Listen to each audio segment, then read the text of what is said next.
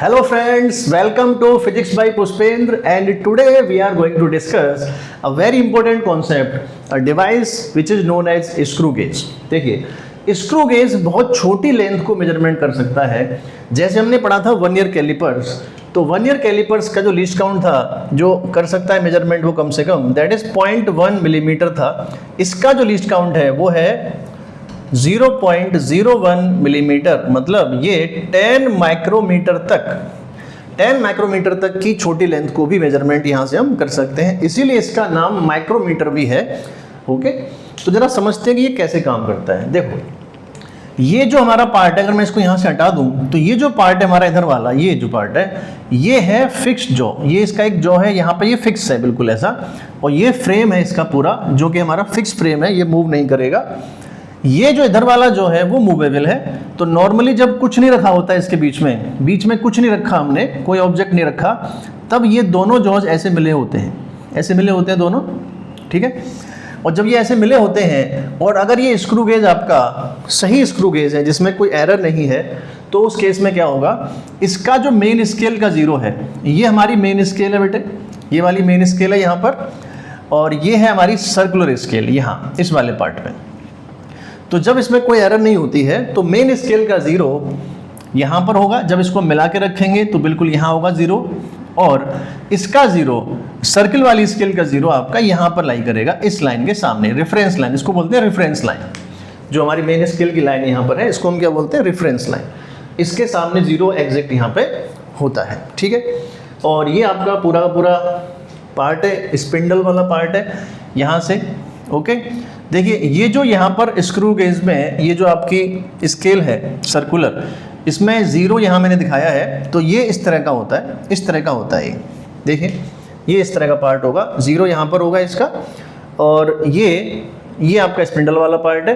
तो जब हम इसको यहाँ से घुमाते हैं, इधर घुमाओगे आप तो ये आपका आगे बढ़ेगा, और ऐसे घुमाओगे अगर आप इसको एंटी क्लॉकवाइज तो ये आपका पीछे की तरफ आता है, ठीक है। यही वाला पार्ट है जो हम यहाँ से देख रहे हैं, ये वाला पूरा पार्ट आपका ये स्पिंडल वाला पार्ट है, ठीक है।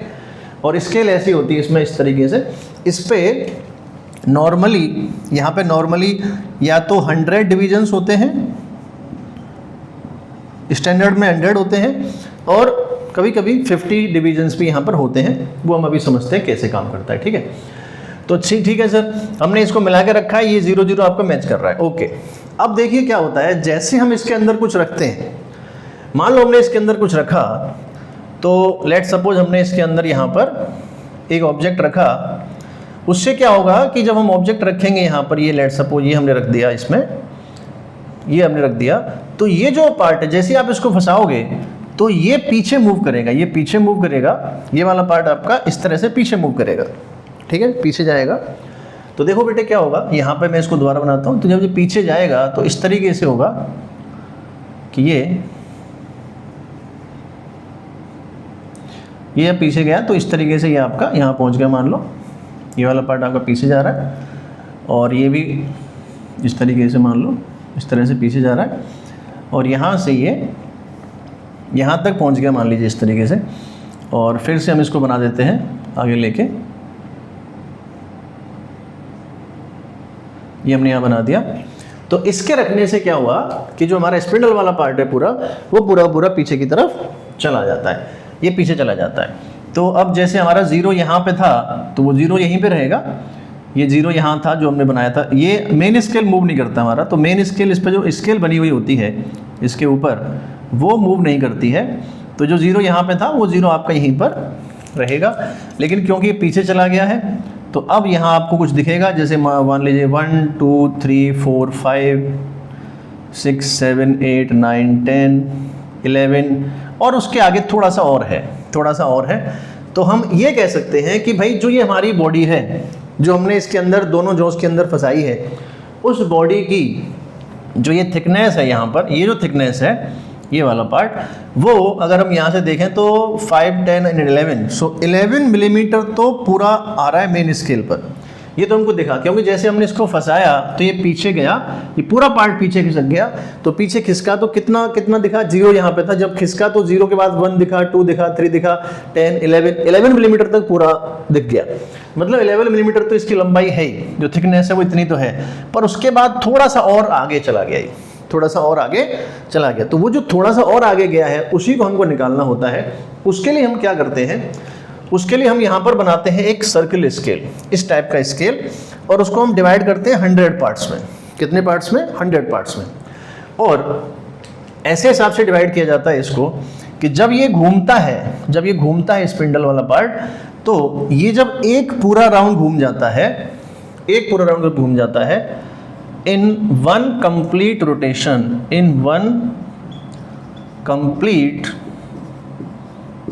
rotation of circular scale,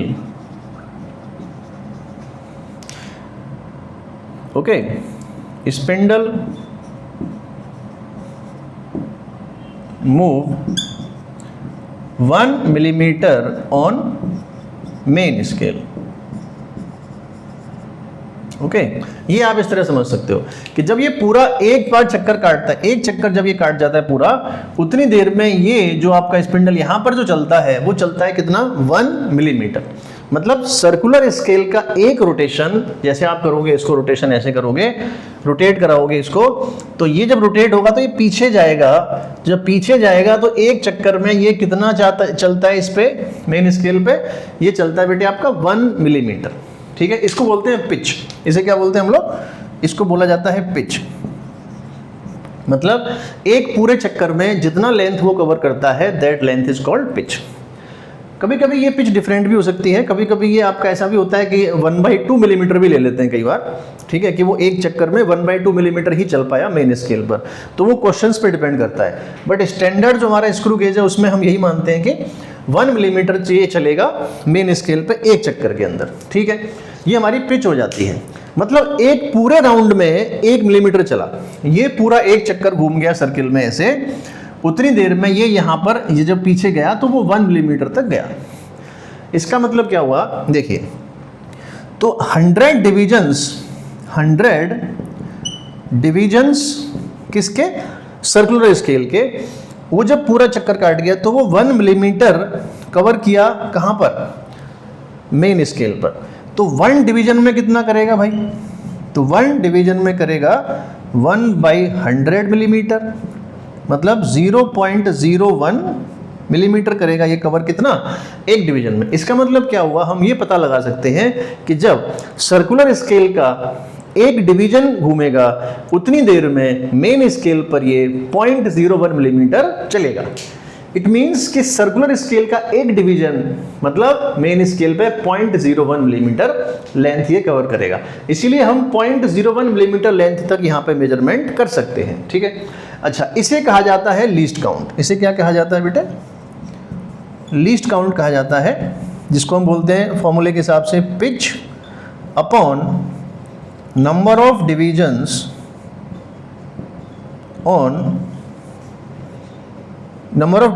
on circular scale.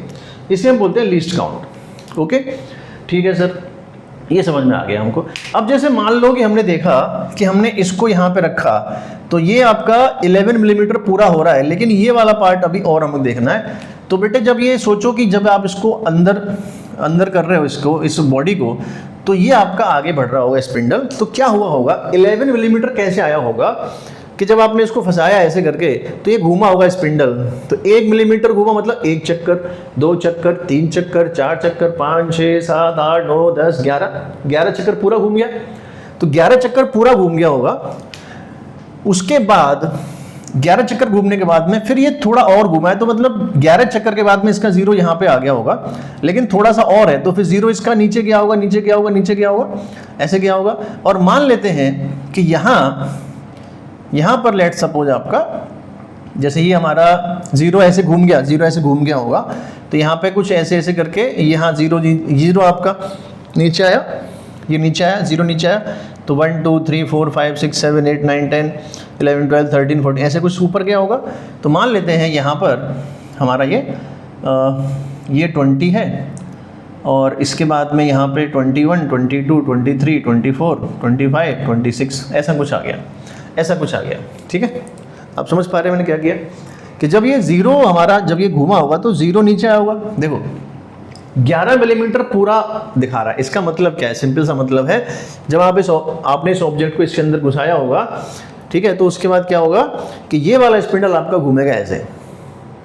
तो एक मिलीमीटर में कितना, एक चक्कर, दो में कितना, दो चक्कर, 3, 4, 5, 6, 11 चक्कर पूरा हो गया। लेकिन अभी भी थोड़ा सा लेंथ बाकी था, तो उसके बाद क्या होगा, 11 चक्कर के बाद में थोड़ा सा और आएगा, तो ये आ गया। अब जब 11 चक्कर पूरे हो गए होंगे तो इसका जो जीरो होगा इसका, वो इसके ठीक सामने आएगा रेफरेंस लाइन के, क्योंकि कंप्लीट हो चुका है, ठीक है।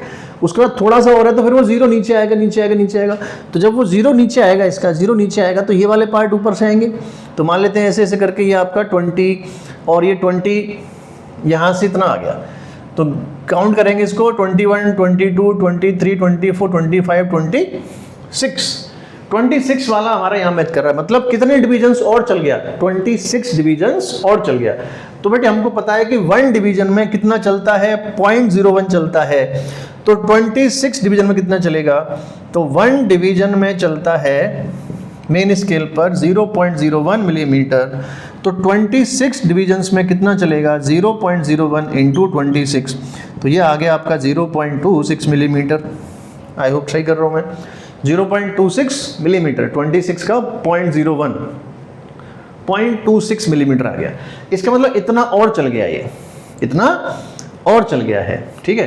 तो इसका आंसर क्या आ जाएगा हमारा, इसका आंसर आ जाएगा फाइनली हमारा 11 मिलीमीटर पूरा है और 11.26 मिलीमीटर ये आपका चल चुका है। तो ये हमारा इसका फाइनली आंसर आ गया, ये हमारी रीडिंग आ गई उसकी।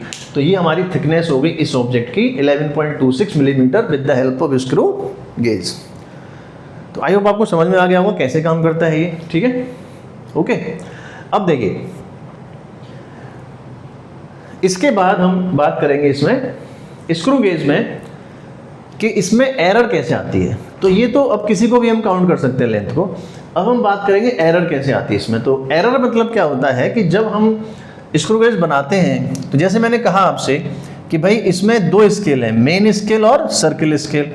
तो जब मेन स्केल का जीरो यहाँ पे लाई करता है, बिल्कुल जैसे मैंने बनाया था स्टार्टिंग में, और सर्किल स्केल का जीरो रेफरेंस लाइन के ठीक सामने लाई करता है, तो उसको बोलते हैं जीरो एरर। लेकिन अगर ऐसा ना हुआ, ठीक है, अगर ये जीरोज आपस में मैच नहीं करते और ये ऊपर नीचे हो जाते हैं, तो उस केस में उसको हम बोलते हैं कि यहाँ पर एरर है। एरर अगेन 2 टाइप की हो सकती है, पॉजिटिव और नेगेटिव। तो इसके लिए हम नेक्स्ट वीडियो में बात करेंगे एरर कैसे निकाली जाती है, पॉजिटिव और नेगेटिव, ठीक है बच्चों। तो बेटे इसमें इतना ही, ये हमारी थ्योरी होगी पूरी, इसकी पूरा कॉन्सेप्ट हो गया। इसके बाद मिलते हैं नेक्स्ट वीडियो में पॉजिटिव और नेगेटिव एरर के साथ।